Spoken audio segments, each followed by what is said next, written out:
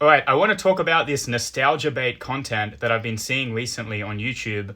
I think it tracks on generally to how I see trends going. Trend cycles have become a lot shorter, but also it's always looking backwards, what I see now. I see a lot of videos talking about how to live like it's 2005, how to live like it's the early 2000s. All of these different lifestyle changes that I see people making, a move away from technology, a kind of just generally, to me, it's a regressive kind of idea. Rejection of technology, trade your iPhone in for a dumb phone, start collecting fucking physical media, and do away with modern technology basically and revert back to the past. And I see it as a massive mistake. First of all, I should make it very clear, you can see my haircut. I have a great appreciation for the past, specifically the 2000s, the 2010s when I grew up.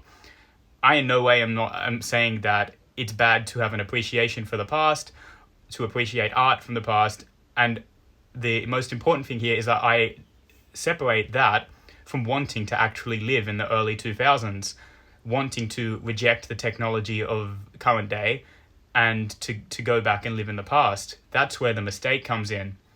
So let me explain this. First of all, what do you actually like about this art?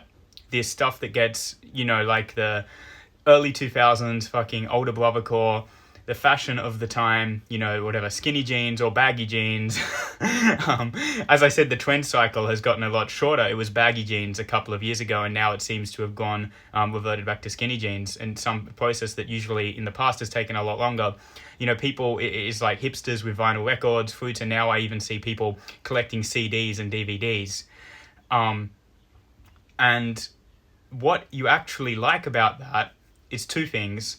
Depending on your age, it reminds you of a happier time. It reminds you of a time where you had less responsibility, were more carefree. Maybe you had a different relationship with your family or whatever it was, but that is the true nostalgia of it, reminding you of the time, an item, art, whatever, reminding you of a time in your life. But in terms of beyond the aesthetics and beyond that feeling of nostalgia, what is there to actually appreciate about these mediums? It's the innovation. It's that the people that came up with the flip phone, of the early 2000s, the people that came up with, even the first iPhone or whatever else of these people are reverting back to, the fashion of the time, it's that someone, a designer, an artist, an architect, an engineer, decided to look forward. They decided to innovate and create something new. And that in no way is an expression of a person going back to a previous time and trying to revert back to that. If you lose that forward focusing approach, the whole point is null and void. It's and that's the core of the critique that I have of it. But it's also impossible.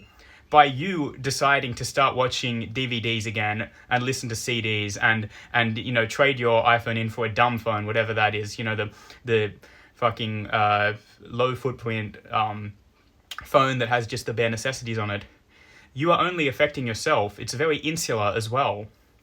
There's ways to address these kind of feelings, this stratification, people feeling disconnected, further apart than ever, but it's not by having a individualist approach, by just changing what you use personally. Why don't, to put forward a solution, why don't you focus on ways that you can use this stuff more intentionally and affect change? So, for example, the iPhone, you people trading in their iPhones for flip phones, for the dumb phones, whatever. I will say this first of all. I can guarantee you that if you're watching this and you have problems with your relationship with the iPhone, 90% of you, if you just stopped using it for the first hour and a half of the day, the problem would be drastically reduced. That's what I found for myself. The biggest problem is using the thing, the iPhone, using the portable technology, accessing social media, whatever, first thing in the morning when you first wake up, and especially when you combine that with caffeine. If you find a way, whether through apps, if you have to restrict it or whatever, or just physically removing it from your physical space, that's going to be 90% of the problem solved, I guarantee it. That's just one way that I could, a progressive approach to integrate, to not do away with the technology, to still remain a part of society, but to use it in a healthier way. And there are other ways that I have critiques of how technology is integrated in our lives. I will say that I'm very much in favor of getting kids offline. I also say that as someone who, when I was a child, I benefited greatly, in my opinion, even looking back at it, from having internet access from a young age. I loved it. And I feel bad to deprive current children of this, but the fact of the matter is that the deal has changed. The internet that I grew up with in the 2010s, when I first got on it, yes, there was, gore videos. Yes, there's still pornography on it. There's still, crazy stuff. But there was no Discord. There was no Roblox. There was no way for, unless, I was a very skeptical kid, but it just seems that the ways that children can be corrupted and groomed, unfortunately, on the internet right now it's a very different proposition. So I am in favor of getting kids offline. But in terms of this Luddite, regressive, let's live in the early 2000s and reject technology, I'm talking about adults here, mostly young adults who are deciding to do this. And I just think it is just the wrong approach. It's individualistic, as I said. It doesn't get at how we, but in terms of the artistic angle is the main critique. It's completely missing what you actually enjoy about the culture of the early 2000s, is that it was progressive, it was forward thinking. It's not that a bunch of people decided we're not going to use the new flip phones, we're going to revert back to the technology of the 90s or whatever, So why don't you think about how you can integrate it, And it's hard in this video. It's not my job to tell you how to innovate, but it's also, I should be clear, I'm not saying not to look back in the past. Take an aspect of the past. Like I look back in the past when I decided to do my hair this way. This is a early 2000s style. I have an appreciation for it, as I've stressed, but it's different doing that, integrating it or using it as a part of how you express yourself, than actually regressing and rejecting modern technology and wanting to move back. I could use another example. I'll be straight out, right? Any influencer who comes on here and tells you not to use AI, not to integrate AI, does not have your best interests at heart, or they're either very misinformed or they do not have your best interests. The amount of time that has saved me, not just in my work, but just in day-to-day, using it even just as a more advanced search engines. I had to do some stuff on a spreadsheet recently. It probably saved me 2 or 3 hours trying to fuck around on Excel. Just asking ChatGPT how I can, formulate, how I can do this formula on the spreadsheet. You should be using AI. You should be using, unless you want to literally go and create a fucking community of people where you all are literally Luddites and you completely reject technology. If you want to be a part of our society, you should learn how to use this stuff in a healthy way.